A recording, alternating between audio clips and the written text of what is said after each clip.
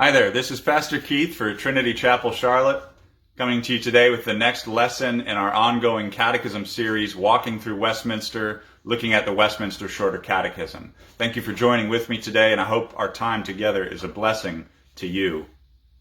I want to begin by asking a question.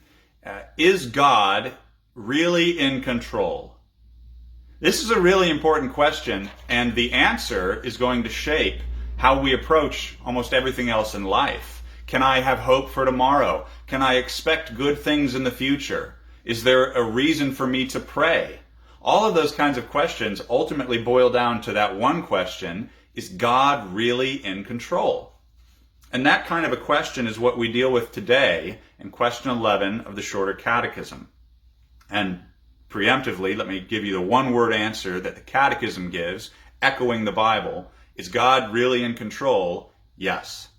We see that in question 11, which asks, what are God's works of providence? God's works of providence are His most holy, wise, and powerful, preserving and governing all His creatures and all their actions. God's providence, we might say, is the hand by which He guides and governs and controls all things. Now, in the Catechism here, His providence is characterized by three different words: holy, wise, and powerful.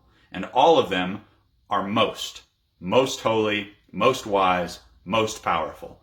And this is going to be really important for us, especially later on, because one of the things that often trips people up when we think about God controlling all things is we start to think of God like He was one of us, right? We kind of ask the question, what would it be like if I was in charge of all things? Or if this guy was in charge of all things? And we know ourselves, we know that we're evil, we know that the people around us are sinners like us, and so we start thinking about tyranny and 1984 type scenarios of people, controlling wickedly all things. But the Catechism is distinguishing God from us in this point.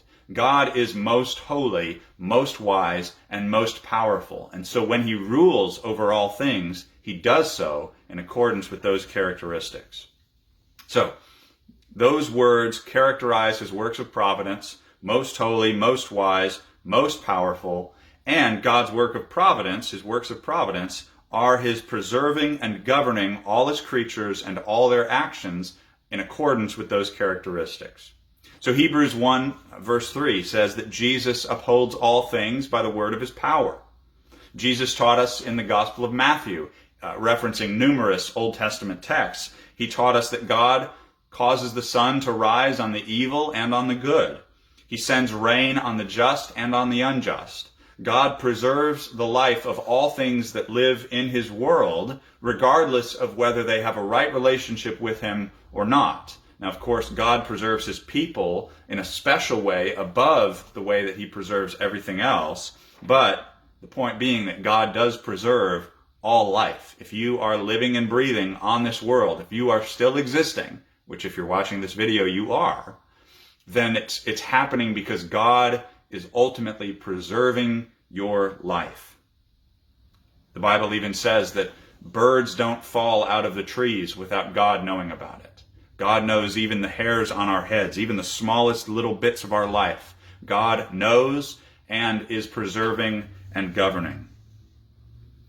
Psalm 103, for example, says that the Lord has prepared His throne in heaven and His kingdom rules over all. God is preserving and governing all His creatures. He's ruling over all His creatures.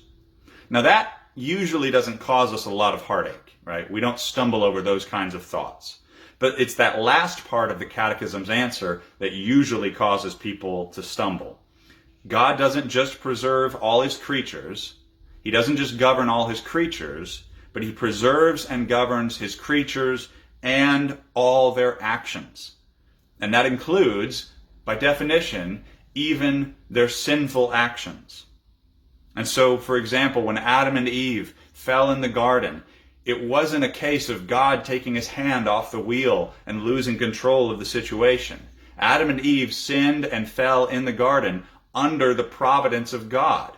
God wasn't forcing them to sin. They were exercising their free will to sin, but even their actions of their free will were under the authority of God's providence. God was working his purposes out, even using those secondary causes of the will of his creatures.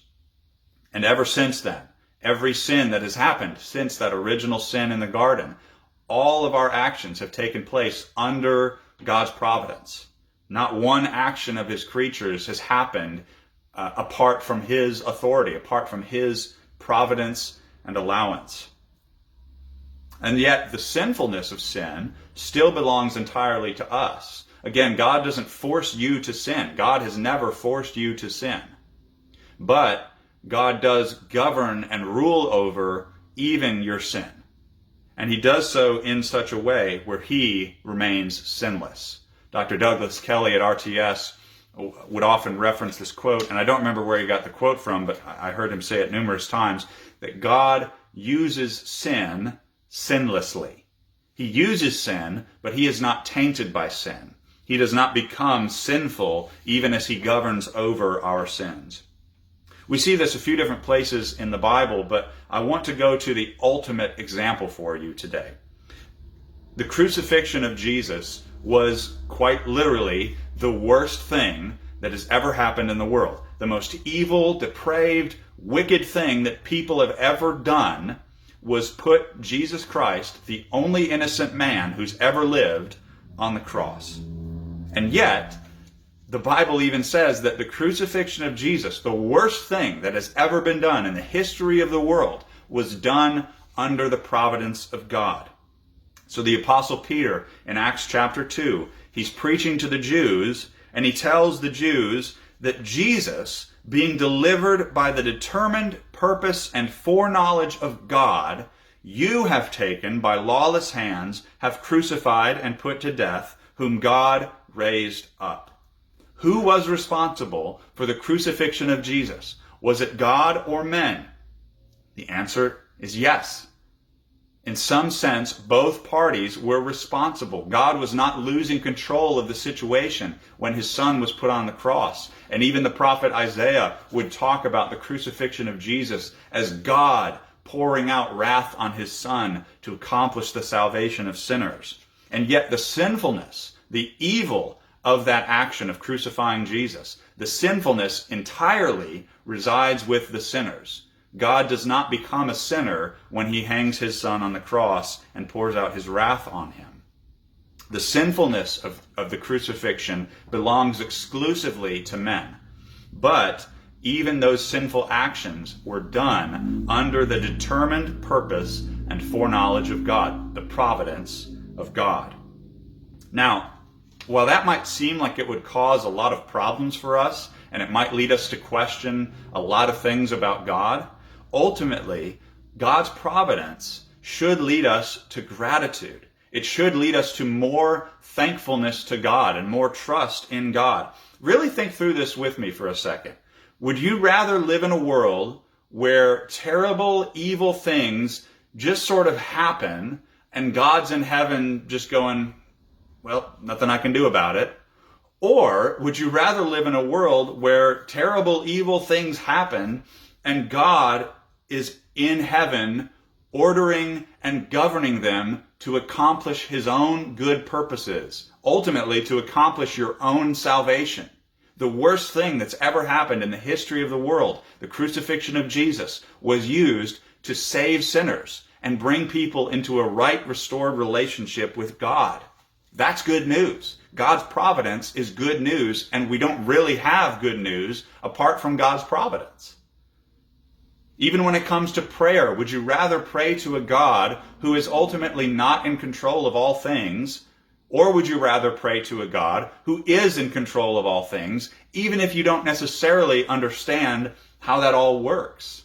I would much rather pray to a God who I know, if it's in accordance with his will, he can do something about all of my problems. I would much rather pray to that God, even if I don't understand everything about him, rather than to pray to a God who may be able to do something, but might not be able to do something. God's providence for us is good news, and it's good news that's meant to be received by faith.